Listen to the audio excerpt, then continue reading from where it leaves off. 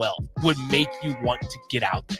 And I thought about that with a lot of these guys, whether it's mentality purposes or their willingness to get their body right, compete, just overall. Off the field, off the court, in the classroom, it's a competition. I mean, you've heard the quote, if you're not working, there's somebody else who is working. Weekdays from 1 to 2 on 93.7 The Ticket and theticketfm.com.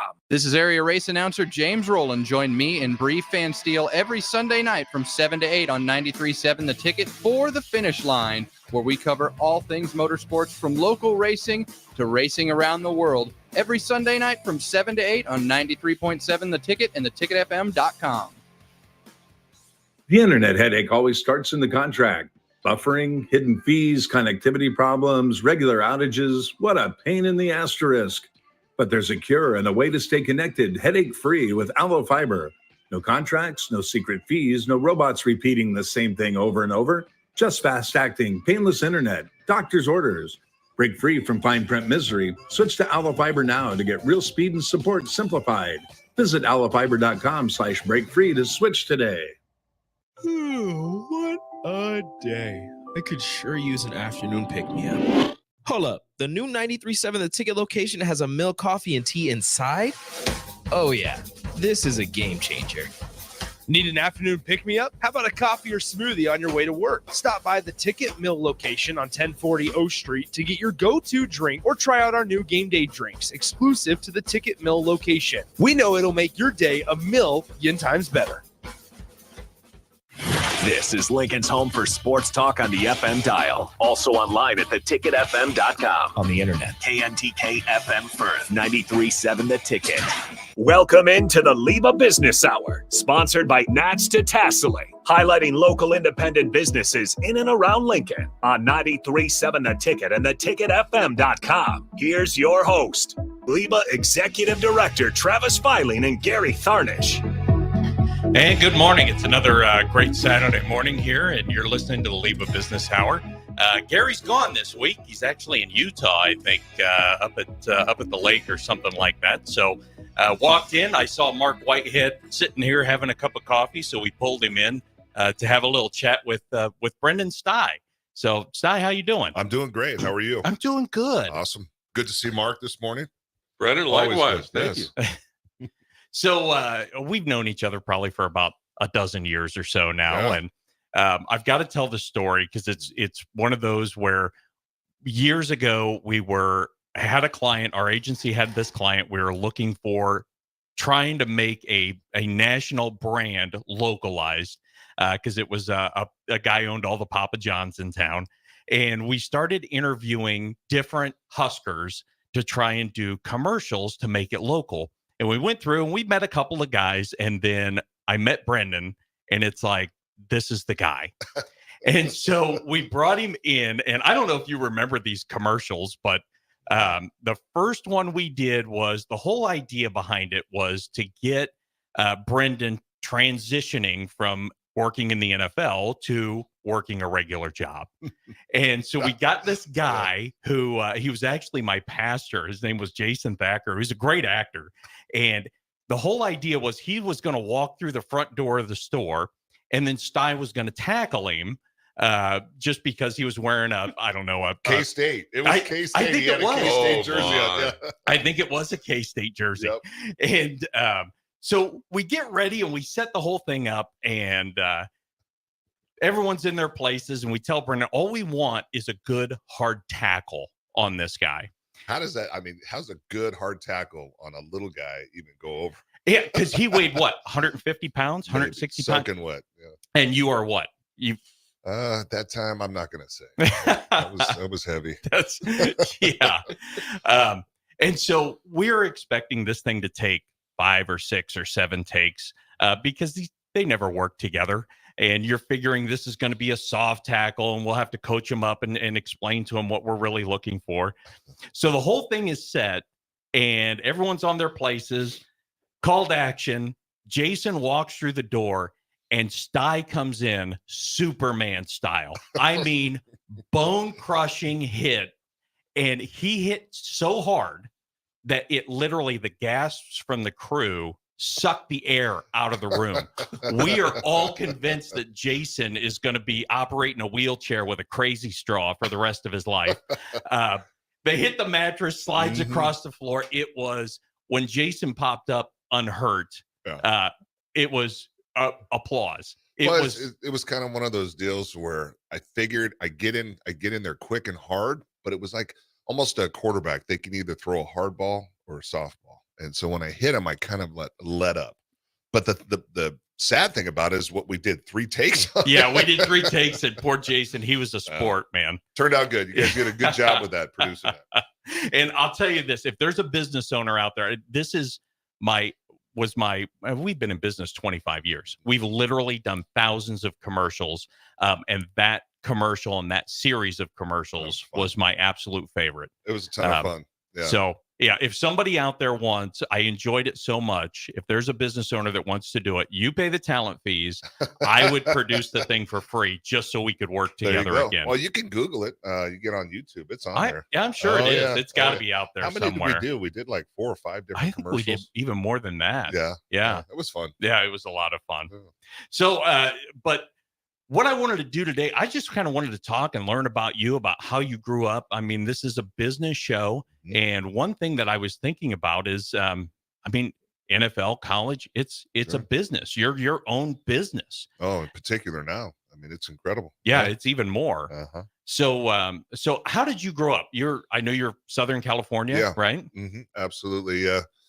Grew up in I was born in Arizona, Phoenix, and when I was about 2 years old, we moved over to Huntington Beach, and then finally landed in a small community at the time, Yorba Linda, which is where Richard Nixon was born. It's where the library is, and ended up growing up there from, I don't know, about 4 or 5 years old all the way until I ended up going to Nebraska. So Yorba Linda back then, I grew up in orange groves. Being out all day long, playing ditch'em, as a kid, and, just trying to be, in an environment to where, it was community, and it's completely changed today. I mean, it's, people don't talk to each other. And one of the reasons why I came to Nebraska was, and I'm being very honest about this, was the people. And then within 48 hours of being here on a recruiting trip during a blizzard, it wasn't just the people I was interacting with the athletic program. It was, going to the gas station and just having people look at you. And even today, people do this with athletes. I just had a conversation with a freshman's parents, and as they rolled into town for the spring game, they stopped at a couple different places completely away from Memorial Stadium. And they're like, "Hey, are you so-and-so?" People know Nebraska football, but on top of that, they're willing to look you in the eye and talk to you. But growing up, I had that, a little bit. Coming to Nebraska was a kind of a culture shock a little bit, and the whole environment and being in inclement weather, but it was what I was looking for. And really, I grew up in a household, hardworking parents, and didn't have a lot of money. But certainly we weren't poor. So I was afforded the ability to travel, and but I didn't have extra money. But when I was younger, I was kind of the entrepreneur. I knew how to spend other people's money faster than my money. There were things that I did that were kind of outside of the box when it came to finding a way to rub 2 nickels together. I had a little business to where I'd go around. I had this little, it was like a 2x4 setup to where I would go and I would solicit cleaning people's Venetian blinds. Okay. And so I had this little hanging system. I'd take it out into their garage area or whatever. And I had my own little cleaning kit and all this stuff. And, at that time, you remember the Venetian blinds, right? Oh yeah. I think people still use them. I think so. But, they get quite dirty, and people were, please clean them for me. They just detach, and you attach them on there, and, you clean them down with the soapy rag and then dry them off and install them back up, and absolutely. Off you go. It was like $5 a Venetian blind, and, you do that enough. Yeah. Right? So, I would do that during the summers, and then I had a paper route as well. So I was always trying to, provide for, not having to lean on my parents for extra income. And But, going to school, I never had the ability to afford a vehicle, but I drove a motorcycle throughout high school. Oh, yeah. Right. And so when I got to Nebraska, I didn't have a car. Right. And so I rode a bicycle for literally 4.5 years here at Nebraska. You didn't even bring your motorcycle out? No, I ended up getting hit on the bike. Actually, going into my senior year, I had a UCLA and Arizona State were at my house, and I went to go to my wife's basketball game right after that. It was just as simple, and you hear it all the time, on a motorcycle. They're just so dangerous. You never can predict, or prevent somebody from not seeing you. You try your best to be seen. Just this lady was crawling along. She was going to make an illegal U-turn, and I hit it into second gear, and bam. Wow. Away. I got lucky. Yeah. Just smacked my knee, but at that point I figured, and my mom, she's like, we need to get you off the bike. And, I did. And so there was a lawsuit there. I gave all the money to my mom, and, I got the scholarship to go to Nebraska. And for me, that was the beginning of my business side of things, right? It was like, okay, I need to get an education. Certainly there was aspirations of going pro, but when I got here, I was 245 pounds, 6'3.5", right? I went through the process of development, which in today's college football seems like a thing of the past. They want you to play right away. But, I came into competition. There was a mountain of guys in front of me, and I figured I wouldn't play till my junior or senior year, and slowly went through that process, but more so focused on, getting the education and, looking forward to investing in myself life after football. Mm-hmm. And fortunately for me, I went from 6'3.5" to 6'5" to 315 pounds. And then all of a sudden you've got a bunch of guys around you that are playing really good. And with that, we won a national championship. And the NFL, they're looking for talent, right? But they're also looking for winners. And a lot of times it's very difficult to see what's going on between the ears with some of these athletes. But being on a team where you had a winning culture, they look at that. They want to see, you might not be the best athlete, but you got what it takes between the ears to go through high stress situations and perform at a high level. And that's really what it takes to make it at the next level. You have to be consistent. Injuries come and go. But if you're able to go to the next play per se, and not dwell on the last one, have the mental capacity to compete at a high level, that's what they look for. So fortunate for me, I got drafted by the Steelers, and away I went. It was quite the ride, but it went by fast, really fast. Oh, I'll bet. And first year, you were playing in the Super Bowl. Yeah. Your rookie year. Yeah. And the cool story about that was I didn't start until it was, I believe, the 5th game. We had a losing record. Going into the 6th game, we were 2-3. And we had a guy, John Jackson, our left tackle, had a little bit of a knee issue. He had to have it cleaned out. He wasn't going to be out the whole season. So Justin Strelzik, our right guard, went to left tackle. I came in at right guard. And from that point on, we won 9 straight games. Oh, man. John comes back. Cower keeps me in at right guard. Oh, and I wow. felt bad for Justin, but Justin did come in, and he was swinging with a guy named Tom Newberry at left guard. So we get to the Super Bowl, and of course I had played in 2 national championships. Here I am, Super Bowl. I'm like, this is going to happen every year. Every year. Are you kidding me? Right? And we're sitting on the field in warm-ups, Super Bowl 30 versus the Dallas Cowboys. And I remember stretching, and the coaches, they come around, they tap you, and they're like, hey, best game yet. Let's go get them, that kind of stuff. And my offensive line coach comes over to me and taps me on the shoulder, and he's like, good luck, Brendan. And I grabbed him and I said, Coach, thank you. And he's like, for what? I said, for giving me the opportunity. He looked at me and he goes, thanks for being a winner. Wow. So right then I knew, it's like, boom.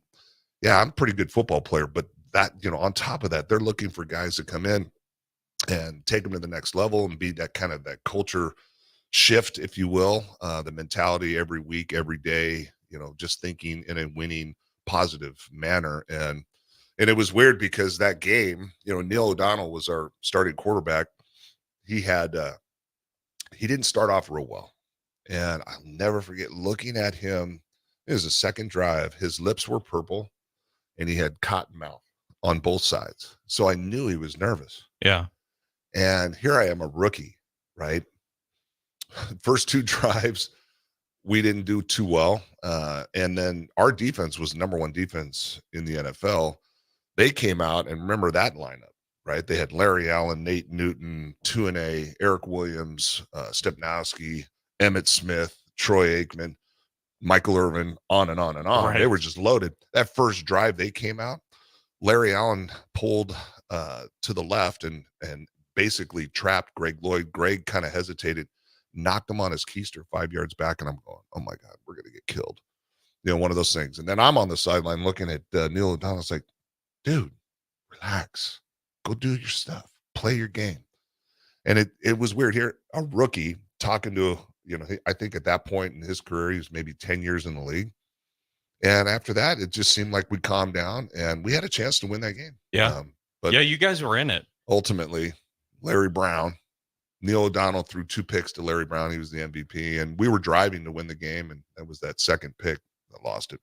But it's one of those, you hear a lot of those stories, like the one everybody knows is Joe Montana when they were playing the Bengals. Yeah, John Candy. Yeah, isn't that John Candy over there? Good They're one. like, what a great, just enjoy the moment. Yep. Here you are.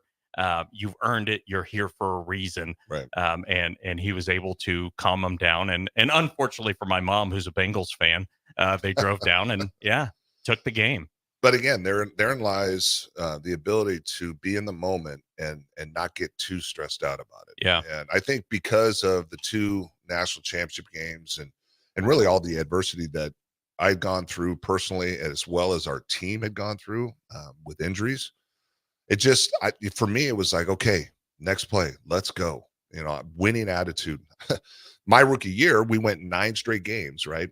We win 9 straight games. We played Green Bay at Lambeau the last game of the year, and it didn't matter for us because we already had a bye, right? We had home field advantage. There was a few guys that didn't play in the game.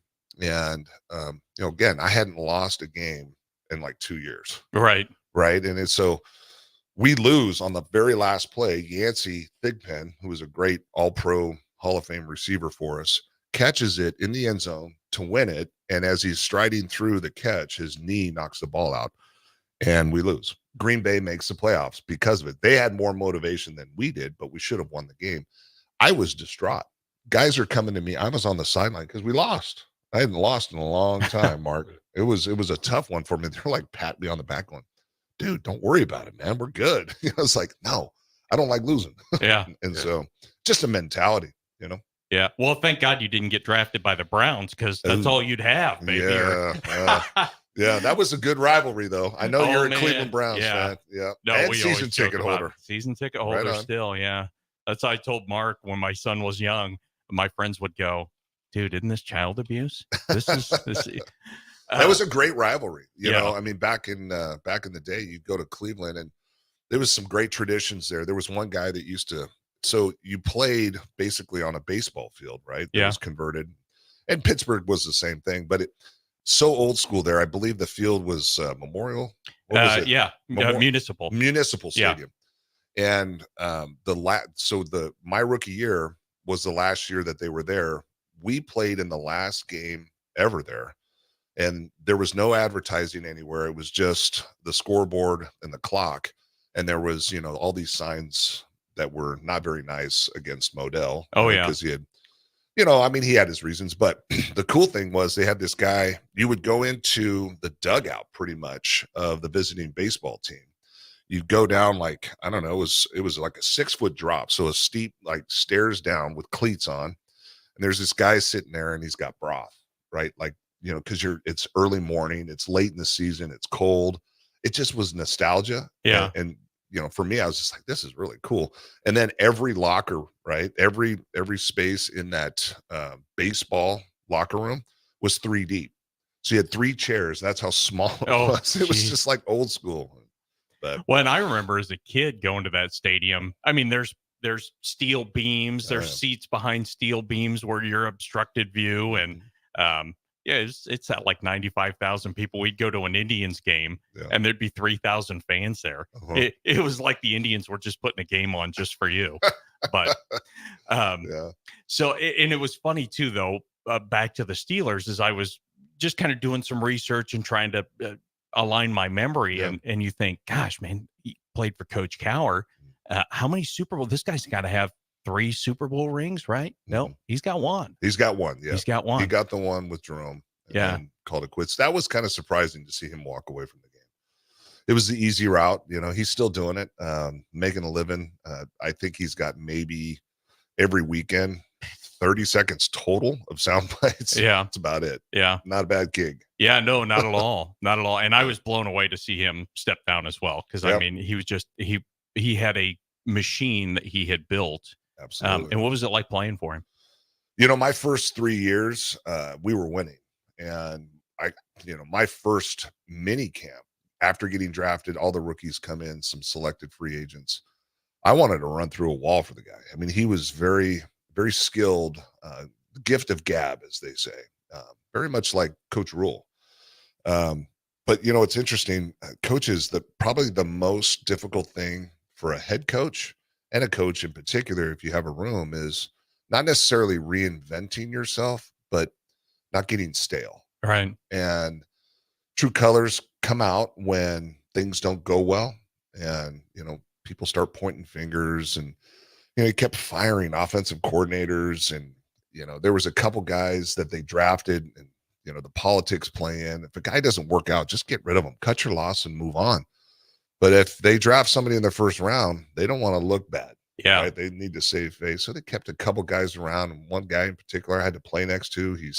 We're playing against Green Bay on a Monday night game, and he's going against Reggie White. And Cower had me in this guy's ear all week. He really wanted me to make sure that he was mentally ready to go against Reggie White.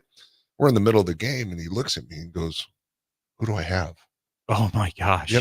During a professional football game, this guy's saying this to me. So there was a lot of frustration, and my last couple of years there, it wasn't that I didn't believe in Cower. It was different. Those first 3 years, we had a lot of success.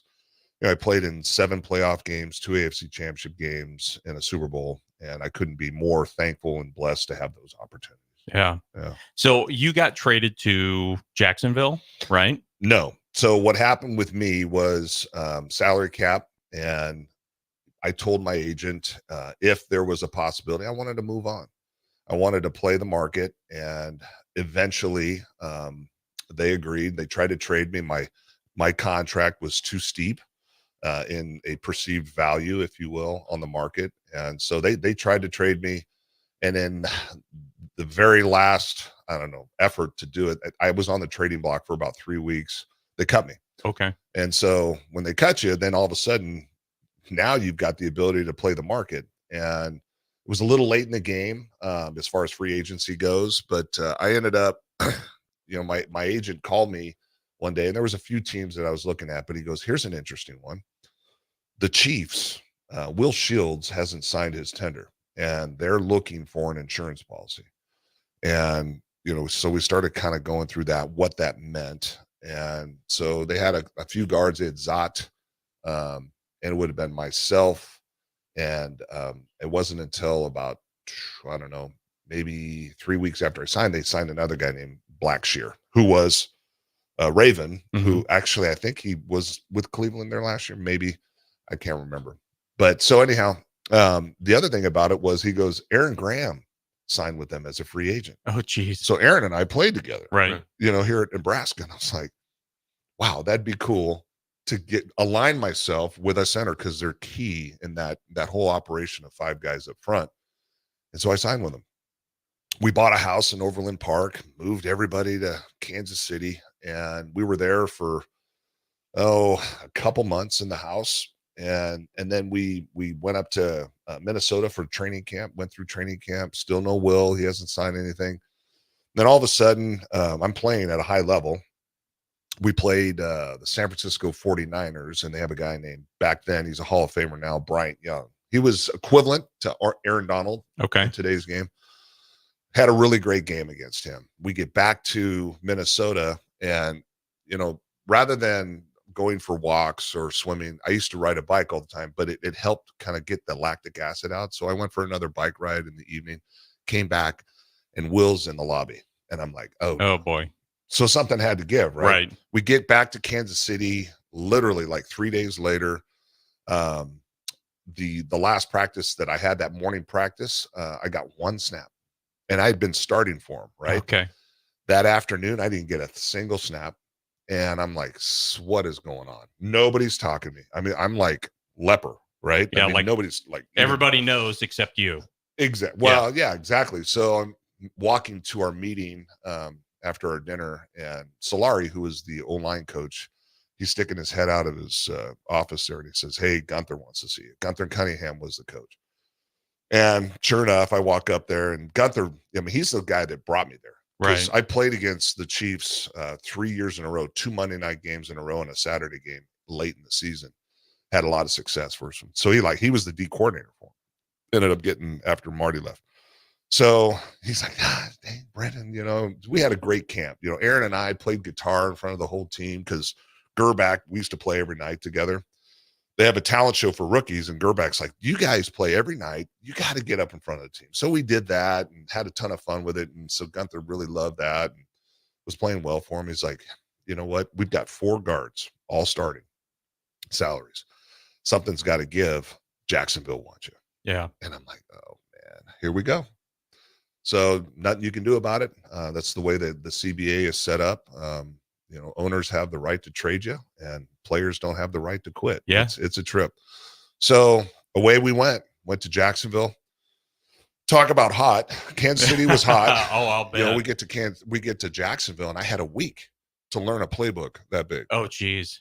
It was like kind from Pittsburgh. So it was a pro style number system. Okay. There's 2 different styles in the NFL. There's West Coast offense, which is a lot of words that are associated with numbers, and then there's numbers.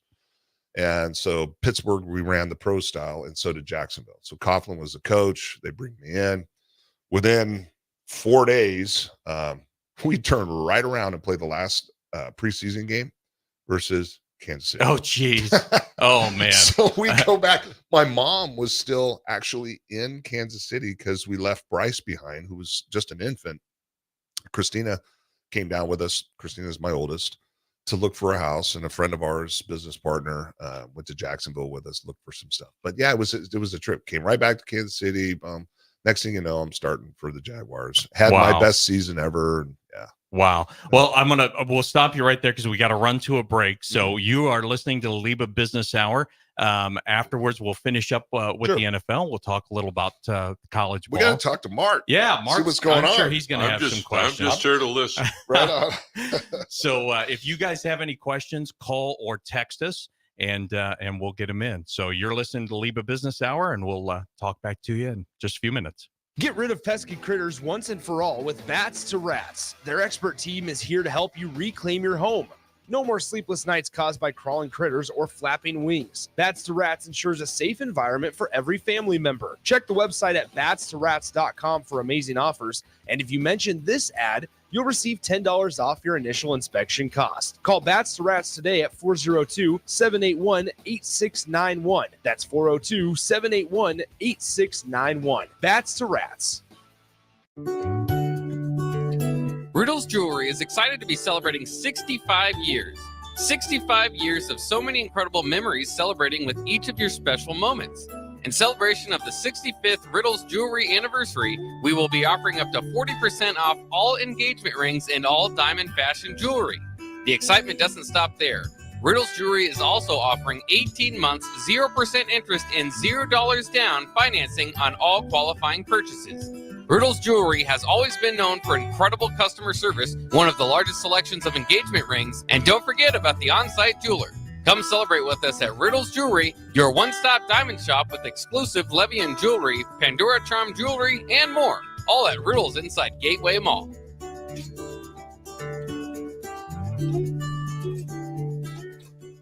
Why are some people more successful? Is it talent and determination, or did they recognize an opportunity? Discover a career that lets you help families reach their financial goals as you build lasting professional relationships. One with unlimited income potential. From Modern Woodman, a leading fraternal financial services provider. I'm Modern Woodman Regional Director Sean Erickson. Call me at 402-483-6515 to learn about career opportunities. Modern Woodman of America. touching lives, securing futures. This is James Harrell with NP Dodge Real Estate. When I became a licensed realtor, I wanted a brokerage that would help me grow in my new career. I found that in Lincoln First Realty. When Lincoln First was acquired by NP Dodge, the training and support I received only got better. I love knowing I have the power of the NP Dodge brand behind me. I would recommend NP Dodge to new agents looking to jumpstart their real estate career and to current agents who want to take their business to the next level. Expand your career with NP Dodge. Call Eric at 402-434-2222. Hey, bestie. Whoa, how'd you snag that awesome set of wheels? I'm in the market for a new car, too. My friends at Members Own Credit Union. You're always in the driver's seat when it comes to your finances at Members Own. Always in the driver's seat, huh? Yep. They set you up with a loan that makes sense for your budget with great rates and top-notch customer service to boot. Looks like we're going to need to make a pit stop. Let's go. I'll drive.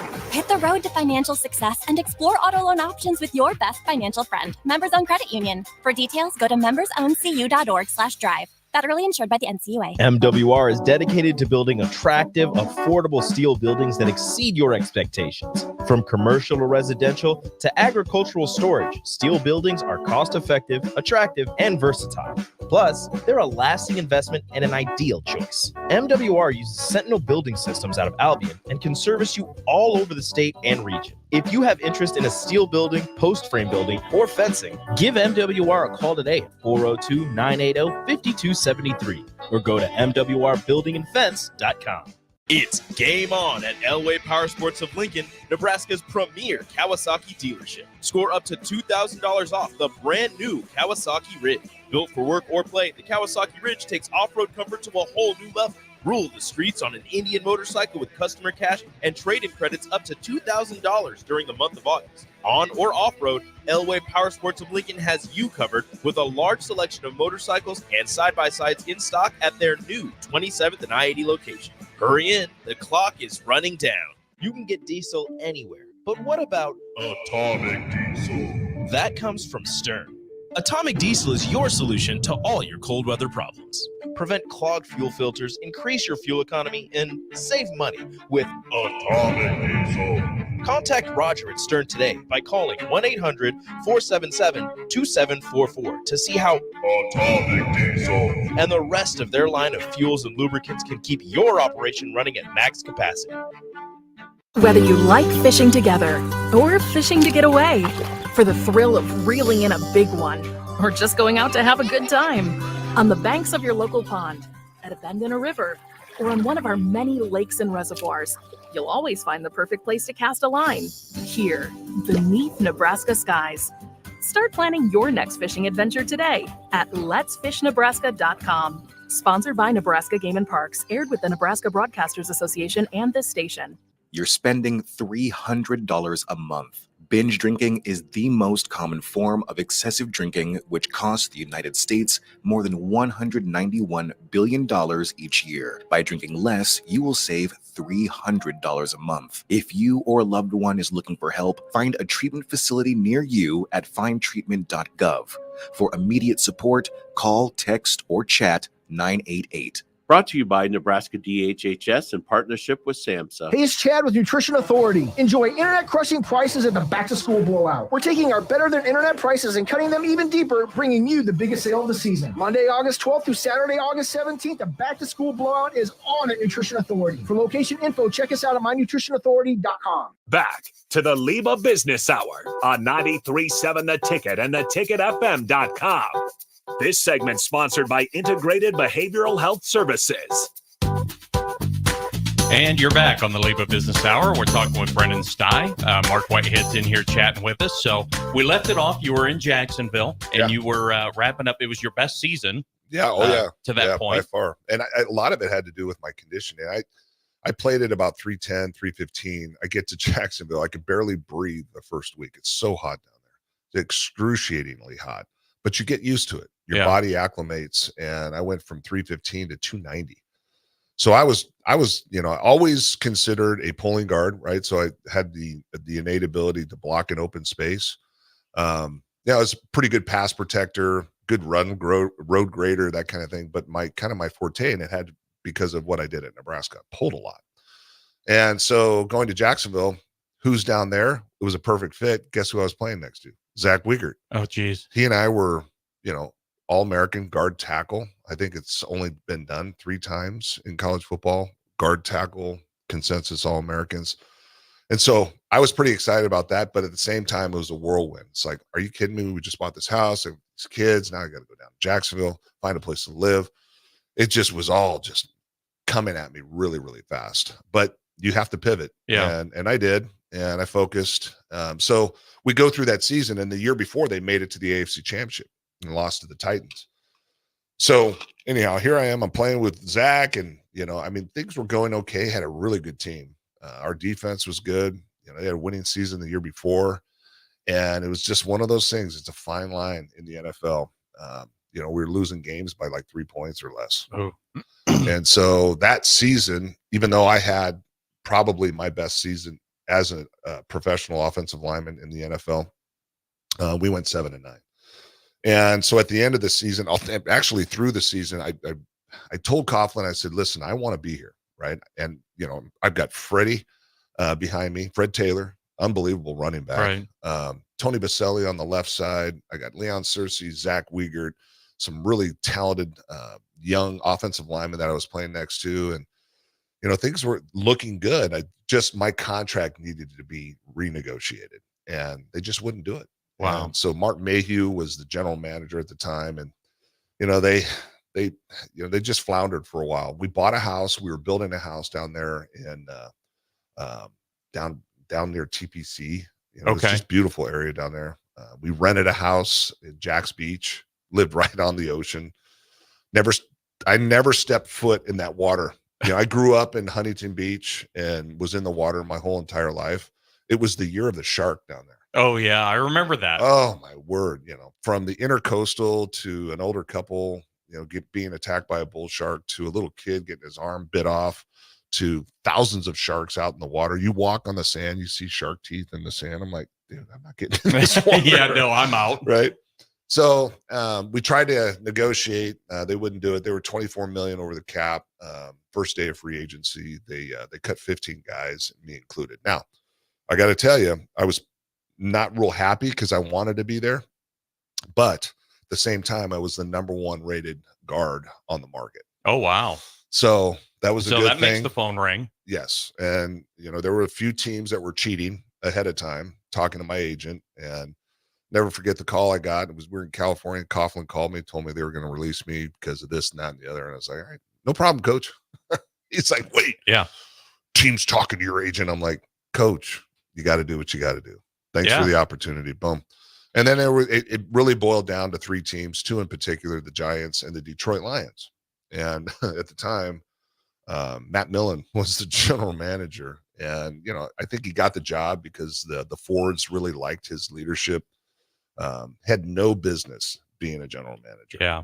But, he was a good salesman. I mean, he sold me on, he compared and contrasts the cost of living in New York. And, we had many conversations versus where I'd be living in Bloomfield Hills, which is a little high rent, but, Pontiac, cost of living, just overall travel. And it came down to really negotiating my signing bonus. You remember our commissioner with the Big Ten? Right. Warren, right? He was the contract negotiator that I was dealing with. And at the time I was representing myself. My agents act as legalese for the contract, but I was negotiating my signing bonus and my contract. And finally, they gave, and I got what I wanted as a signing bonus. And so we were there for 2 years, and then I got traded again. Steve Spurrier, he ended up he was coaching the Redskins at the time, and they had some issues with the offensive line. And Dan Snyder, who was the former owner there, he was very aggressive in his moves. So they came in. I believe the Washington Redskins gave him a 3rd round pick to trade me and my contract. And away I went again. So I became this guy that could go into a system within a week or 2, learn a system, and plug and play. And so I did that in Washington. And, hats off to Steve Spurrier, what he did in college football, but he had no clue. Again, here's a guy had no business being in the NFL. Yeah. Didn't know how to communicate, with these athletes that are making millions of dollars. And it just was an awkward deal. And then on top of that, he tried to kind of like when we played him in the national championship. I wasn't in the game, but when Florida played Nebraska, he was dead set on throwing the football. And I mean, literally, he was in zero formation, right? No backs in the backfield. So we just pinned our ears back. As you remember the game, he tries to force that passing game down a team's throat. And it just didn't work versus Nebraska, and it didn't work in the NFL. And we had Stephen Davis. Stephen was an incredible running back. So that year was, I'm not going to go into too much depth, but Dan Snyder and I didn't see eye to eye. He and I had a kind of a one-on-one at a Christmas party, and it wasn't pleasant. Okay. Basically I just told him, here's the thing. You don't treat people like that. Right. And he treated people terribly. Yeah. You work for me. And that's right. Yeah. And I don't care if you're the janitor or the general manager. He treated everybody like they were beneath him. And I think he's paid the price a little bit. It's kind of bit him in the butt a little bit. So, but anyhow, so it didn't work out. Yeah. And then after that season, I told my agent I wanted to be released immediately, and he wouldn't. He held on to my contract, and we got to the last day of free agency, and they cut me. And that's when the phone rang for the New England Patriots. And so I ended up going to New England, signing with them, and was starting for them going into my 9th year. And at that time, my body had taken a beating. I've gone through the ringer, and mentally I was kind of unplugged a little bit, having to move my family to Foxborough when Jen came out. It was the second to last preseason game, and we had played the Ravens. So she came out. We looked at a couple houses. You had to fill with oil to heat it. We didn't. Yeah, the heating oil. Right. Never had that experience. Foxborough. Boston was cool. I mean, but that was quite a ways away from Foxborough, and they had won a Super Bowl and didn't make the playoffs. And then I came there, and they had some injuries. A guy, Andruzzi, he had a knee that he was recovering from, and they wanted me to start for him. So I ended up starting, that whole preseason for them. And then like I said, that second to last, we play the Ravens. Jen's going home to Southern California where my kids are. I woke up at like 3:00 in the morning, woke her up and just said, I'm done. Wow. So it was a shock, I think, to a lot of people. But I wasn't going to be told that you have to be done. I was going to play as long as I could. I always told myself if my knees weren't bothering me. I had a bad elbow. I had dislocated and broke my leg here in Nebraska. I had a bad back, and it was wearing on me. Yeah. Mentally, your body's taking enough beating. Yeah. Mentally and physically, I had enough. And so we had our cry fest, and I called my agent. He's like, what? Are you kidding me? He's like, oh my gosh. Well, I respect that. And so I met with Belichick and Pioli, who was the general manager at the time. Unbelievable organization. I mean, from craft all the way down to, just the masseuse, and the food. I mean, it was so professionally run. Everybody was accountable. And of course, that's the way Belichick runs his ship. And he was one of the best coaches I've ever been around in my life. Wow. What you see on TV with Bill is, he puts up with the media. The guy is brilliant, and the way that he prepares his teams is top notch. And a lot of what he instills in practices, I remember being a player playing against them and watching them play, how fast they used to start games, which isn't easy. You're watching the opponent all week long on film, and it takes you about a series or two to get used to the speed. And then, boom, you kind of settle in. Those guys would always start fast, and there was a reason for that. That he had different techniques in practice that he liked to implement that put everybody on the edge, right? Yeah. So unscripted, boom, sessions. He blew the whistle 3 times. Offense, defense gets together. Non-scripted. Coaches don't, and it's not CYA anymore. Going over plays and meetings, boom, to know that you're not going to make a mistake in practice. No, everything was unscripted. Go, go, go. And that's what gave them kind of the edge. Anyhow, so walked away from it and got back home to California. Never forget. We had dogs with the kids in Pittsburgh. We got rid of the dogs because we were kind of moving and stuff. I promised my daughter, Christina, my oldest, the minute I retired, I would get her a puppy. Uh-oh. So we show up the door. My daughter answers the door. She's like, Dad, wait a minute. Does this mean I get a puppy? Not, hey, I love you. I missed you. No. Welcome home. Yeah, No, none of that. Where's my dog? Yeah. So, and then what was weird was I had a conversation with a pro personnel guy once, and he was like, I think every player, if you have the longevity to do so, about halfway through your career, take a year off, unplug, let your body recover, and then come back in. And there's a lot of guys that were doing that. Right. And so, I'm sitting there and it's 4 or 5 months after I retired and in the off season, all of a sudden I start getting calls from teams, and I ended up going to 3 different teams. I went back to New York because Coughlin was there. Right. He wanted to sign me. Went down to San Diego, and I was up with the Niners, and the New York one is the one that got me. So I went through all the workouts and everything. Everybody's like, and Buffalo. I did Buffalo as well. And New York's the one, and ironically, the orthopedic guy that examined me, he walks in, he's got a clipboard, and on the clipboard, it's got an N. So he's a graduate of UNL, went to med school here in Nebraska, and he failed me on the physical. And the New York Giants are kind of the torch when it comes to, because they go through it's not difficult, but it's an extra amount of testing on your body, and he failed me. So wow. Once you fail a physical, then you're kind of blackballed. And so I think at that point, I just figured, here's a sign. You're done. Yeah. Just walk away from it. But yeah, that was, it was a long 10 years of finally getting to the point of saying, okay, you're done. Yeah. And now what? Right. And that's a whole nother story. Yeah. And we got one more break coming up Sure. here. So let's run to the break, and we will get to, want to talk a little 1890. Mark had a good question. So we'll start with that right after the break. Yep. You're listening to LIBA Business Hour. Ready to add a dash of Southern flavor to your week? At Wings and Rings, their brand new Southern fried wings have arrived for a limited time. Indulge in the irresistible goodness of large, traditional bone-in wings coated in a crispy beer batter and fried to perfection. Try them with hot honey or any other sauces. And for those busy summer days coming up, look no further than their Southern Fried Wings Family Bundle. Wings and Rings, 2 Lincoln locations on O Street or Village Lane.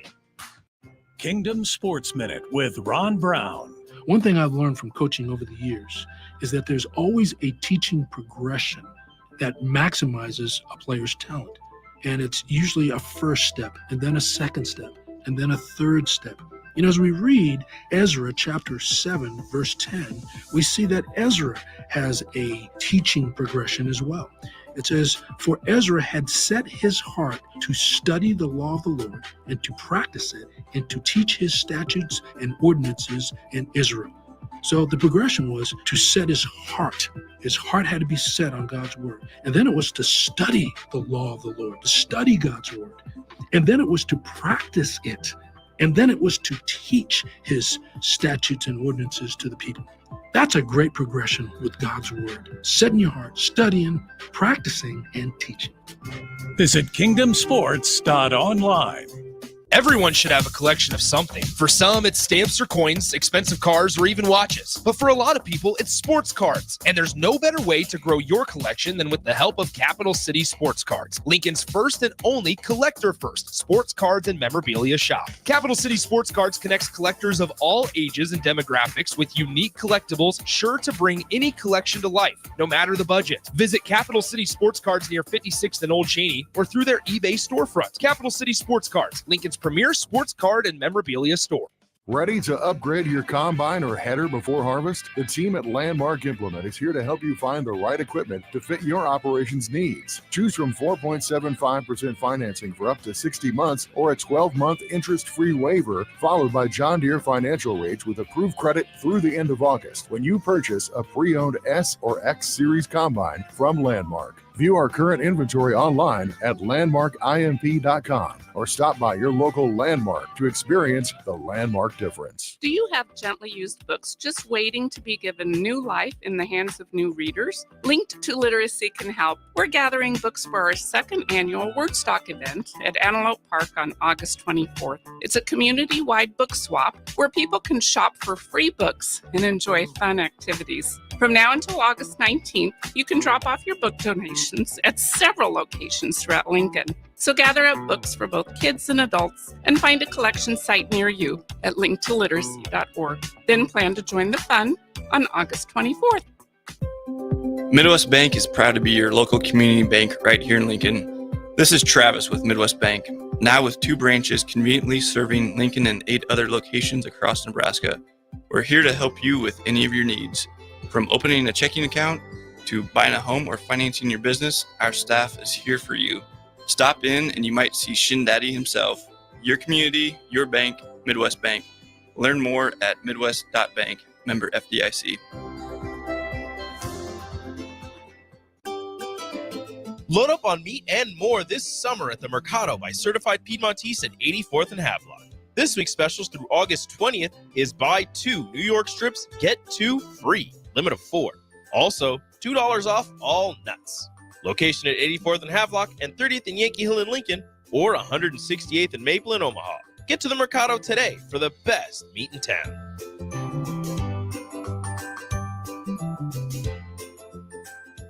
Hi everyone, Kendall Warnock with A1 Automotive in downtown Lincoln. If you're looking for an automotive repair facility you can genuinely trust, we would be grateful for the opportunity to earn your business repairing your vehicle. We have ASE master technicians and qualified to work on a variety of vehicles from Hondas to Porsches, Jaguars to Toyotas, and Chevrolets to Fords. We pride ourselves on customer service and relationships, and we would be grateful for the opportunity to serve you.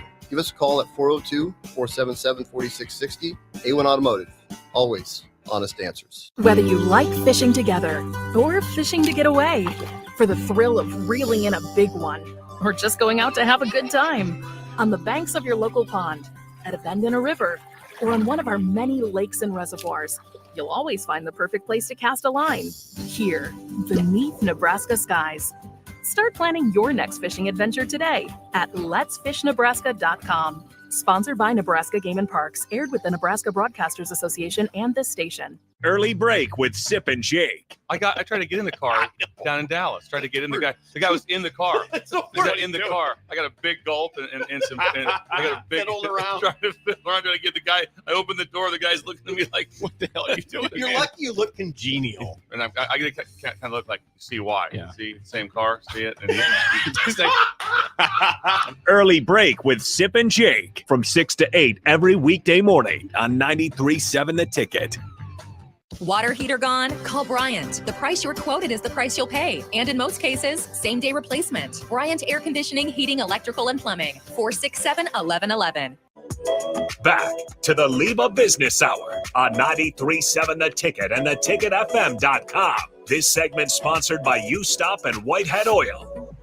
There we go. Sponsored by Whitey. Whitey's got the question coming up. So this hour, it goes so fast. I've got to have you back because I haven't asked but like 2 of my questions so far. So, but during the breaks, we were talking a little bit about 1890, and Mark had a couple of great questions. So go ahead, Mark. What was it is NIL is what it is. I mean, the court system set the rules, took it away from the NCAA, and there's a lot of uncomfortable scenarios aligned with NIL. And what was interesting for us as an organization is right when that first came onto the market, we jumped in with both feet immediately. In fact, our involvement began before 1890, actually. And so it's kind of a brave new world. Nobody'd seen a contract, what a contract looked like. And so we developed our own contract. We signed several different players, and we've had some fun with it. And our relationship has been directly with the athletes. We contacted the athletes directly. C.J. Wilcher's now moved on, but he was one of my favorites with the basketball program. But we've done it with several different sports, but what's interesting about it is it's a brave new world, not only for the university, but for businesses and for the athletes themselves. And the university took an interesting role initially as well. It's about the same time that we got involved, the College of Business likewise got involved immediately and set up programs immediately to assist the athletes in terms of what a contract might look like, what their budgets would look like. Because these kids have never done a business before, and that's exactly what it is a business. They've got to manage their income. They've got to manage their exposure. There's so many different aspects of it. So I applaud the CBA and Kathy Farrell for what they've done with the athletes. But it's been a brave new world. 1890 is a commendable organization, and they've done some interesting things. And Trev had a perspective of dealing with it, and you're working with the new athletic culture within it. What, regardless of what the athletic department thinks about NIL, it's a reality. It is, and you couple that with the transfer portal. You know, it's got to be difficult, and you can think of it what you will, but those are the new rules. So to describe a little bit about what the new culture looks like for the athletic department now, and how you're dealing with this. Well, I think it's an exciting time because, I think Nebraska has, over the years, has set itself apart from other universities in being innovative and trying to be a little bit ahead of the curve and getting ready to, take the next step and being fluid with that and being able to pivot. And I think when Troy got the job, he said it's, just very plainly, we live in an NIL world, and that's our number one priority, to recruit and retain, put players in a position to win. And winning on the field is one thing, but also winning within the university with resources, as well as outside externally with resources, and that be 1890. And recently, in the past month, we have aligned ourselves even further with 1890 and putting our donors in a position where they're winning. And so anything that you do with 1890 now, depending on whether or not you take a deduction for it or not, you're going to receive all the credit you would, just like you would with us, with your priority points and your lifetime giving. And that is going to actually, that everything that 1890 has done since they LLC'd, right? It goes back, and we wanted to look at all that data and make sure that we had all that data ready before we aligned with 1890 to say, okay, if we move forward, and in the role that I have when I deal with donors, would they consider, if you're donating $1, would you consider 50 cents of that dollar to go to 1890? Because it's real. I would say the one startling statistic is with our athletes, not just at Nebraska, but with these collectives, about 60% of the money is spent on retaining athletes, right? One thing is to recruit them, but retaining as well. Because now you look at the athlete, he has the option of transferring anytime he wants, all right? And in particular, what does the university have to offer? And again, let's say each position you go down, some of those critical positions, quarterback position. Now, not only do you have to have 2 guys, but you have to have 3, because 1 and 2 are going to battle it out. And I'm not saying this is going to happen here in Nebraska, but I mean, hypothetically, 1 and 2 battle it out. 1 gets the job, 2 is probably going to leave. You better have number 3 and even 4. So retaining is a huge component of this. And then going back to what you're referring to with the university and the resources that are available now with the classes that they offer, aligning the student athlete with like-minded minds, the financial literacy, how to open a bank account, what taxes are, understanding the ability to build your own business. What does that take? How does that structure? Contracts, everything that you're talking about.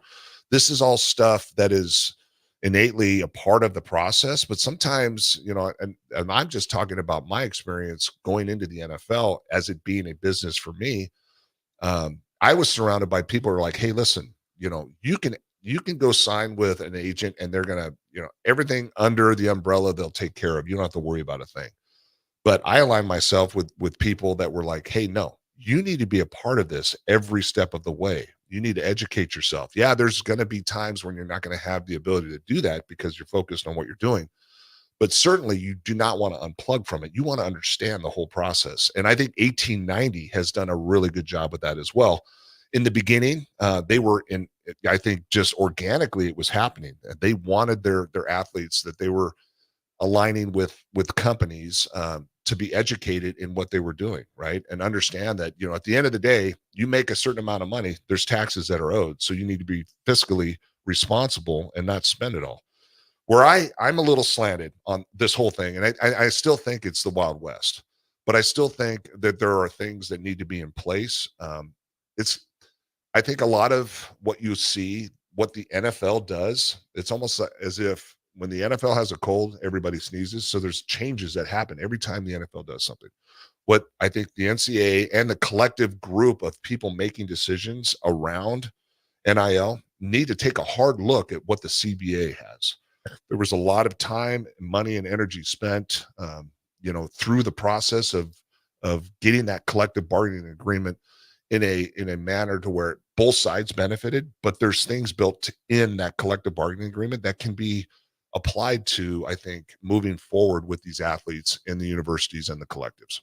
Yeah, the court rulings made the NCAA almost irrelevant. And some, I mean, they're as frustrated as anybody else because it's diminished their authority dealing with these athletes, and so that part alone is frustrating. But going back to these athletes, these student athletes, basically getting involved with these NIL contracts, regular student in the College of Business is dealing with widgets. Yeah, exactly. And these athletes are dealing with the real thing. Real life. From their first year in, they're actually dealing with their own.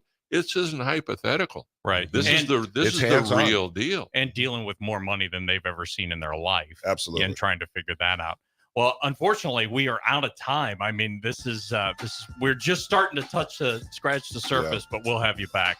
Brendan, thanks so much for coming in, and you've been listening to LIBA Business Hour, and we'll see you guys next week.